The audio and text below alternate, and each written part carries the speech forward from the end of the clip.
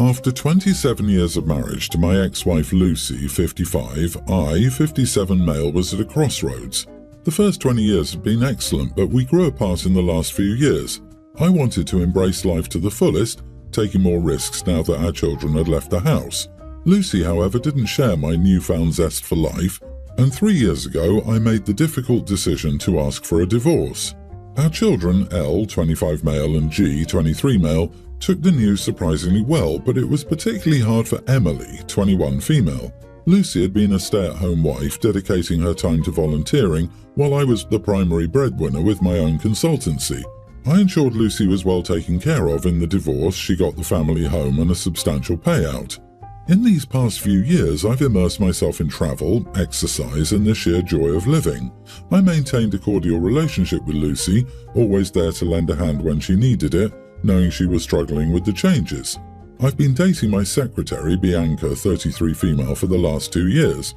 Our connection was genuine, born from a shared passion for art and a mutual love for travel. 6 months ago, we decided to live together. I introduced her to my children as my girlfriend, and while my sons accepted her warmly, Emily openly expressed her disapproval, being disrespectful and rude towards Bianca. She voiced her disappointment, accusing me of leaving her mother for a young gold digger. Our discussions have primarily involved me saying, I understand that this has been incredibly hard for you. I want you to know that my love for you hasn't diminished in any way, but I have a right to my own happiness, and I was hoping you wouldn't be hostile towards Bianca. I've made significant efforts to bridge the gap with Emily, but she was previously okay. Since Bianca moved in, she's been openly hostile. She left Bianca's birthday celebration and called her a gold digger in front of everyone after I purchased Bianca a Range Rover for her 33rd birthday. This behaviour is unacceptable. I pay for Emily's college rent and provide a stipend so she can focus on studying and not working. I don't want to further ruin our relationship, but am I the idiot if I stop paying for my daughter's living expenses after she was rude to my girlfriend? You are the idiot. You started banging your secretary and then you claim this little trophy piece half your age, closer to your kid's age than yours, isn't a gold digger? Come on, it's a very creepy and a grody misuse of power to date someone you're employing. And you filed for divorce 3 years ago, then started publicly dating Bianca 2 years ago. How dumb do you think we are? With that timeline, it's extremely likely that there was an affair going on. If not, you cut it close and immediately started chasing her the second the divorce was finalized. Fabulous answer. What is wrong with people? It's just so off-key. The dude paid off his ex-wife, bought himself a girlfriend, and now wants to use his money to manipulate his daughter. He thought buying his daughter's approval would be so easy and is angry he was wrong. It makes me wonder what this newfound zest for life entailed precisely. Is that what they're calling it these days? Oh my gosh, thank you for helping me write my dad's eulogy. Dude, your daughter is right and you know it. It's not about how your daughter is acting, it's that you know she's right and would rather lose your daughter than admit you were a nasty dude who dumped their mom for a side piece. You can cut off your daughter in favor of your midlife crisis, but don't expect her to care for you in your old age. Geez, understand one thing. If a 33-year-old lady is dating you when you're near 60 and have 3 children closer in age to her, the chances that she's doing this because she loves you are pretty low. You are the idiot, and if you don't want your girlfriend to look like a gold digger, don't create situations where it seems like a lot like that. But most importantly, allow your children to be angry at you without thinking you must destroy their lives to punish them. Who cares if she's right or wrong about your much younger girlfriend? No matter how genuine your connection is, your daughter is allowed not to like her. My ex-husband and I have a nearly adult son who began driving and got his car a little over a year ago. He has a good, clean record so far with no accidents. Earlier this week, however, he had a minor road rage incident, which I'm describing as I saw on my son's dashcam footage. He was in a left turn lane at a red light behind 2 other cars. The light turned green, but the car in front didn't move. The car in front of my son and my son leaned on their horn, but they still didn't move. They blared their horns non-stop for 15 seconds, but the car still didn't move. The light turned red, and just afterward, the car in front ran the red light and made a U-turn. As the car passed him in the opposite lane, my son flipped off the driver and screamed, "Stupid witch," at the top of his lungs out the window at the driver, a woman who looked to be in her 60s or 70s. The intersection has long lights, so my son had to wait a long time for the next green light. Coincidentally, this woman lives in the same condo complex as my ex-husband and son, even though neither claimed to have ever met or recognized her, but she recognized my son and his car. She confronted my ex-husband about it a couple of days afterward. She made my son's behavior sound a lot worse than it was. She said my son threatened and intimidated her and also downplayed her actions. She said she made a tiny driving mistake and didn't give any more details beyond that. My ex looked at my son's dashcam footage and saw the whole incident. Though he agreed it wasn't as bad as she made it, he was still angry at my son. He made him apologize and told him he'd be taking away his keys for a whole week, meaning he'd have to walk to school and everywhere else. He made a big deal about not wanting his son disrespecting women and his elders or road raging. I thought his punishment was way too harsh considering the circumstances. I had a long conversation with my ex the day after he made the punishment, clarified how I felt, and demanded he give him his keys back. He stood his ground at first, but eventually, and very reluctantly, gave in since I'm the parent he spends the most time with, and thus the one who has ultimate veto power. My ex seemed unhappy about her son getting out of his punishment. Am I the idiot? Not the idiot, especially if she's lying, adding stuff to make it sound worse. She shouldn't even be on the road. I don't care how inconsiderate anyone thinks they are. Everyone gets road rage at one point in time. His actions were normal. Yes, he should be talked to, and since she lives near, yes, an apology. But honestly, it's not that big of a deal. Anyone who denies this is lying. No one is Ned Flanders all the time while driving. I'm going with you are the idiot. The old lady isn't important here. Yes, she was a jerk and a liar, but who cares? You aren't her parent. Instead, this is about your son's behavior.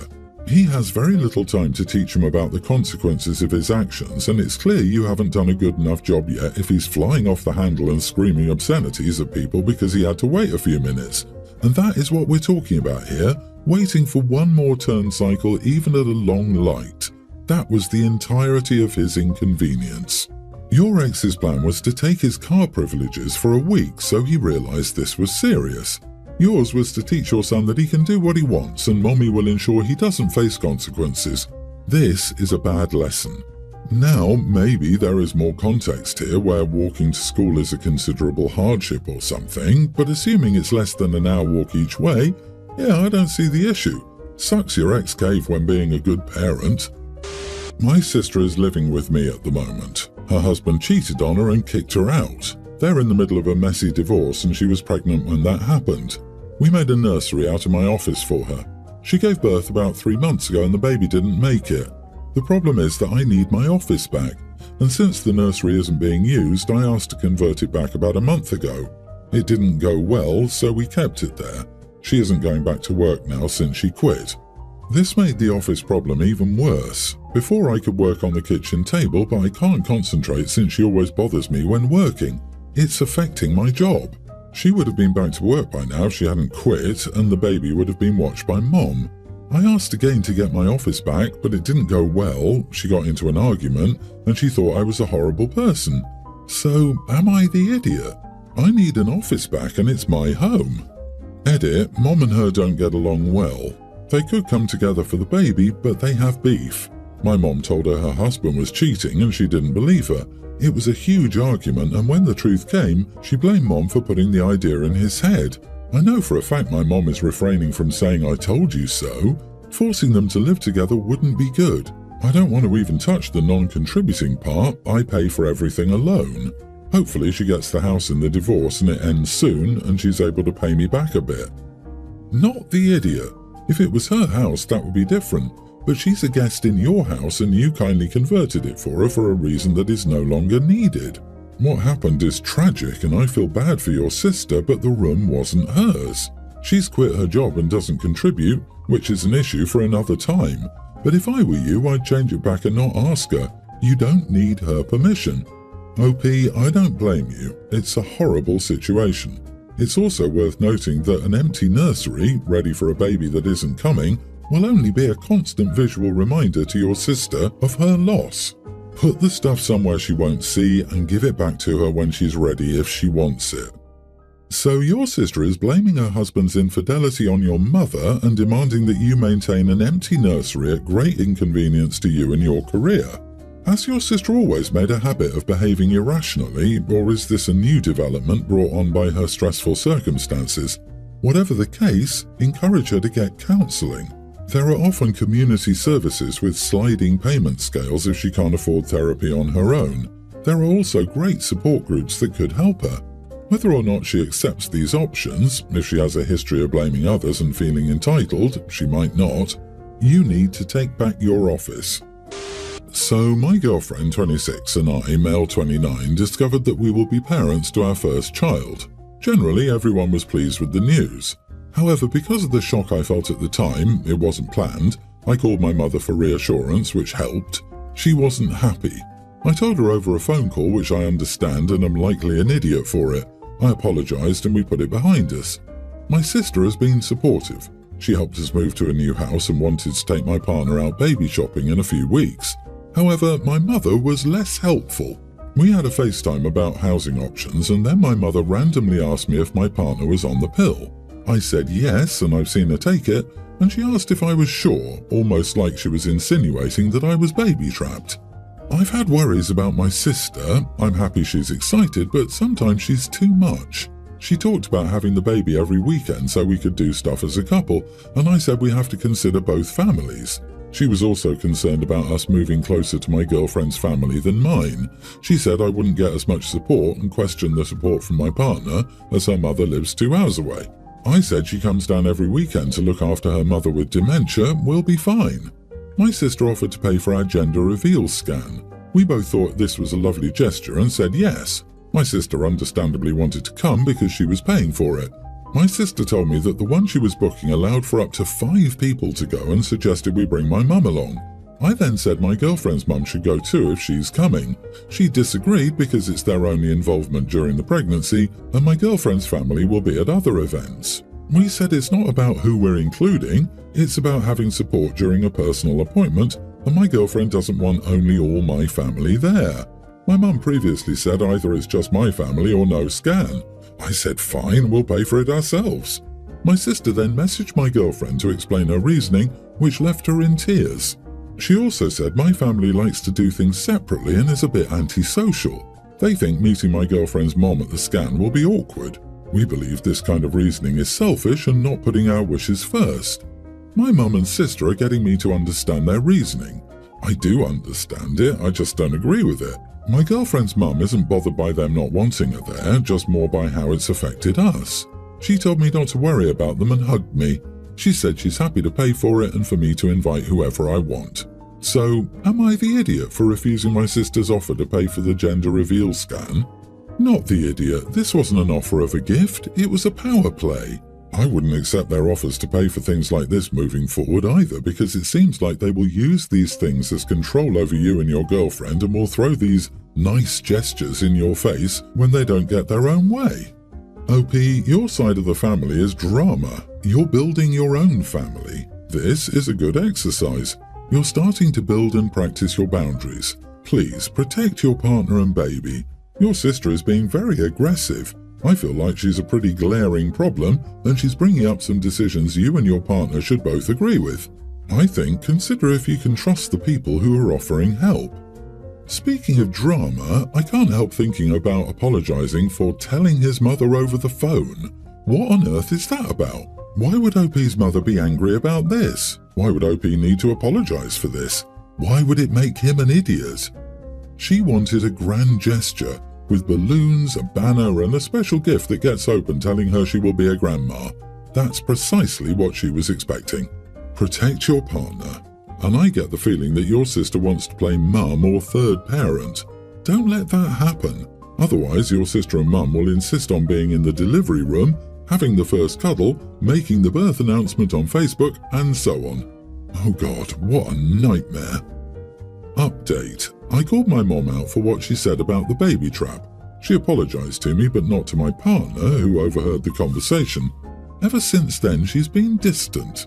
Writing this now, I'm wondering why I'm even letting her come to the scan if my partner's mum comes, after her behaviour. My mum backpedals a lot. says something that would annoy or upset someone, and then says it was a joke. I've since told her there was backpedaling, but she's denied it. My mum's weird views on separating from my parents' family stem from her anxiety, I believe. We believe she's on the spectrum, but she's in denial about it. My sister has 3 kids already. She's desperate for a 4th of her own, but my brother-in-law keeps telling her no.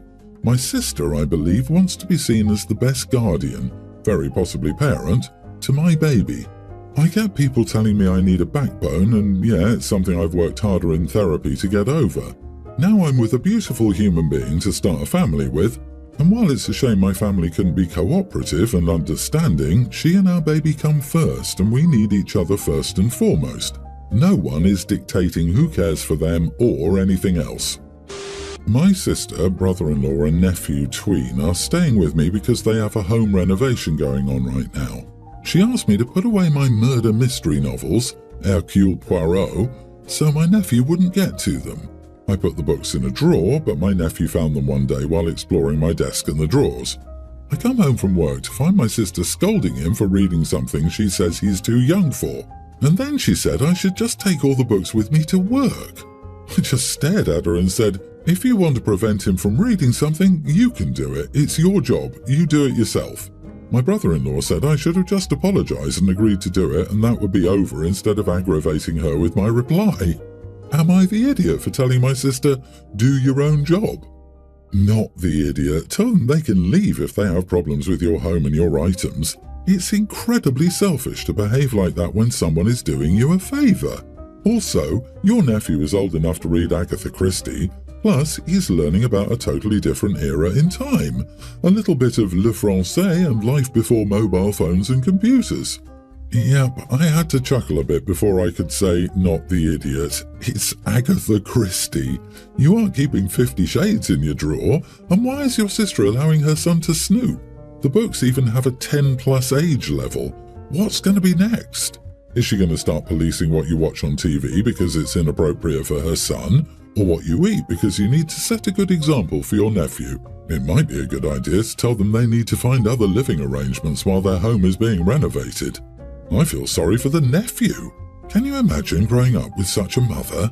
What kind of request is that? The boy should not have been looking through your stuff. It's bad manners in my culture to go through drawers in a room that doesn't belong to you, let alone someone else's home. We're taught this before we go to someone's house for the first time, so usually at 4 or 5. A tween is definitely way too old to excuse this kind of behaviour. I don't know if this is universally true though. Also, they shouldn't inconvenience you further when you do them a favour, not vice versa. Lugging books to work is heavy and tiring. Your family sounds so entitled.